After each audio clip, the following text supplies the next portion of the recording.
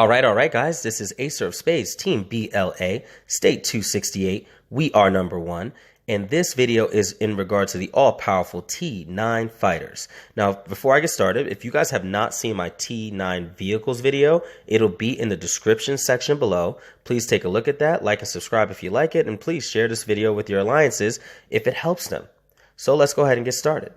In Last Shelter Survival, there are three major unit types that fight off enemies, and those types are fighters, vehicles, and shooters. So today's vehicle will obviously focus directly on fighters, and fighters, like the other two units, have their pros and cons. So what we're going to do in this video is we're going to talk about fighter parts, technology, doomsday with fighters, heroes that work well with fighters, and other techniques. So make sure you just go ahead and watch all the way to the end and learn as much as you can.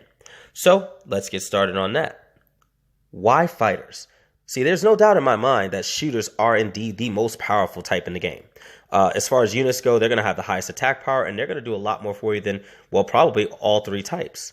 Vehicles, they're not only my favorite type of unit, but more importantly, they are the fastest unit and get a lot more things done, so they're the most versatile unit. However, despite all these facts, fighters cost the least to gain, they heal faster than the others, they're easiest to maintain and provide the strongest defense in Last Shelter Survival. So fighters, if used properly, not only counter those all-powerful shooters, but they'll quickly change a battle results very easily if used the right way. So when I say used properly, I'm actually referring to when you're using them for their intended purpose. That purpose is defense. Now, using heroes and units in Last Shelter Survival for their strengths is probably the ultimate key to playing Last Shelter Survival. So I'm not saying don't ever attack with your fighters. I'm just saying it's situational. So I'll go into a couple quick situations where fighters really shine. So Doomsday is where fighters really get to show off their stuff, and they are the first unit type that will allow you to take tiles back from your enemy in a single hit. See, this is due to their destruction power. And if you guys are not fully aware of the destruction power or any power types in this game and you're new, please look in the description below. My How Powerful Are You playlist will be there. It'll teach you about all the different types of power in the game, everything you need to know in regard to power, true power, etc., etc. Anyway, this effectively means that fighters can potentially take back twice the occupied tiles as a vehicle exclusive user. So they are a little slow on the march, but they're exceptionally effective. Now, every great alliance has experienced a situation in Doomsday where, well, okay, so you work all the way up to the enemy alliance center just to not be able to break the strong enemy with T9 shooters. And that's the second and most important way that T9 fighters really, really shine. Not only will the T9 fighters win more often, but their strategy is built in the actual loss of that battle. So what exactly do I mean that it's built in the loss of the battle? What I'm basically saying is, if I send T9 fighters at T9 shooters, maybe that person's heroes might determine that I lose that battle. Not without massively hurting those shooters, though. And that also means that that person has to be ready to pay a lot of iron to heal, where the fighters can take a near infinite resources to heal, and that would be food. So that means if you don't trade food, or rather iron for food in the commercial port, right? So if you don't do that, then why in the world would you be okay with pouring iron down the drain while the other person only has to take a small amount of food to heal the T9 fighters? So that means the fire specialist doesn't really lose that much. They just pay a little food and then they go back at it again. So what I'm getting at is, guys, if somebody is using fighters against your shooters and they're constantly doing that, I promise you're going to run out of resources before they do, because you're going to collect double the food inherently than you are iron in this game. As you probably already know, fighters use what we call dreadnought parts. Dreadnought parts, in my personal opinion, are probably the best type of parts out of the big three, meaning Dreadnought, Phantom, and Ranger. And the reason I say that is because they all offer very, very similar things. I mean, vehicles go a very long way, but they get ravaged by shooters. So fighters, where do they really shine? They are the highest HP unit, HP being the best stat in the game. Okay, of course, next to combat speed and stuff like that. We'll get into that in another video. But still in all, HP stat is huge. So when you combine that along with the HP bonuses that they get in the parts like you would normally get in the others, But along with the 6-piece active skill of unyielding, meaning that you're going to get now the healing effect with your fighters, they're going to last an incredibly long time in battle. And that lasting a long time in battle, which means they aren't going to die as easily, puts you at the top of the food chain when it comes to shooters. More importantly are the fighter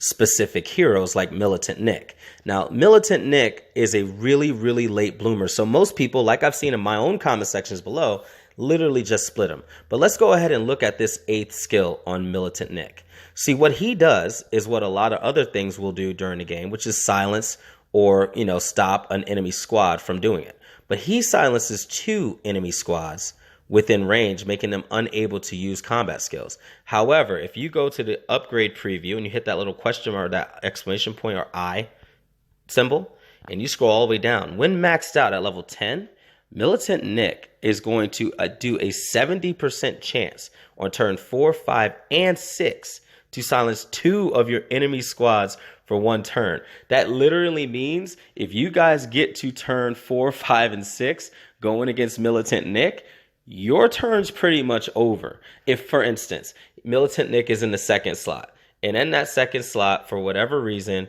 he's able to go ahead and proc 3 times in a row, the rest of your team is no longer hitting anymore. Militant Nick is doing something absolutely estranged, and he's doing it at a range of 4, which means as long as he's at least in the 2nd slot, which is where I recommend him be, and if you haven't seen my best orange heroes videos, all versions 1, 2, and 3 will be in the description below explaining all this. Disarm is a beastly technique. So again, if you got Militant Nick against him along with somebody like, what do you call it, Dawn Guardian, along with maybe say Forsaken One for the HP on top of the silencing technique, guys, that is a deadly combination, whether it be for offense or defense. You can also switch out Forsaken with the all-powerful Destroyer, but I prefer that Destroyer be on an attack team for numerous reasons as well. Either way, those are the 3 I recommend. You go ahead and line your APC with Militant Nick, Forsaken, and Dawn Guardian. Go ahead and put the T9 fighters in there. I think you're going to find some exclusive, incredible results. So once you get those results and everything like that, obviously you have to take into consideration, we do have seasonal heroes. If you're doing Doomsday and stuff like that, you've been introduced to S1. As you go on, we can go all the way up to S5 now with the introduction of New Eden. But all of that being said, you have to keep in mind, you are going to have changes. Please look forward to my upcoming videos where I explain the different S1s, S2s, S3s, and S4s and 5s so that you guys know how to switch those out in your APCs. Meanwhile, if you're sitting on base orange heroes, that's the way to go. And then finally, the most important part of the video, in my opinion, will probably be this T9 fighter tech. So guys, this is pretty much the tech tree, and it's so self-explanatory. I won't waste too much time on it. You're going to have several rows that just give you more might and more resistance. But where fighters really take off, it starts at the 3rd row here for fortified shields and hold the fort. So those 2 specifically give you not only a reduction in critical hit damage, but more importantly, they start increasing fighter siege defense might. When you start combining that with the defense resistance that you get in mastery, then you're going to realize that fighters are going to be absolutely exceptional over time. Then they finish off with a huge bang at Big Alloy Sword and Energy. The ones in between simply enhance fighters, and they give you additional bonuses against shooters. They're good against shooters regardless, so good thing that those are there. But Big Alloy Sword is going to give you even more City Defender might in case somebody tries to attack you. Again, combine that with Dawn Guardian, Militant Nick. And then Energy, which increases the fighter's defense. So in conclusion, T9 fighters only require this particular tech along with the fighter camp being at base level 25 and the fighter camp at level 25. After that, T9 fighters are yours. I personally find them incredibly useful, And I hope at this point you do too.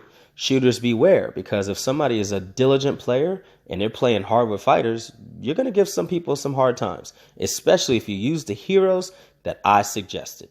That being said, guys, hopefully this information was helpful as usual. You go ahead and like and subscribe, share with your alliances and everyone else you know.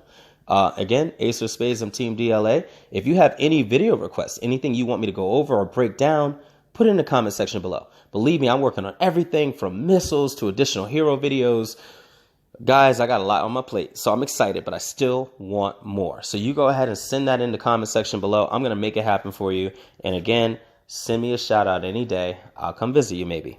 All right, Ace of Spades, Team BLA, I'm signing out.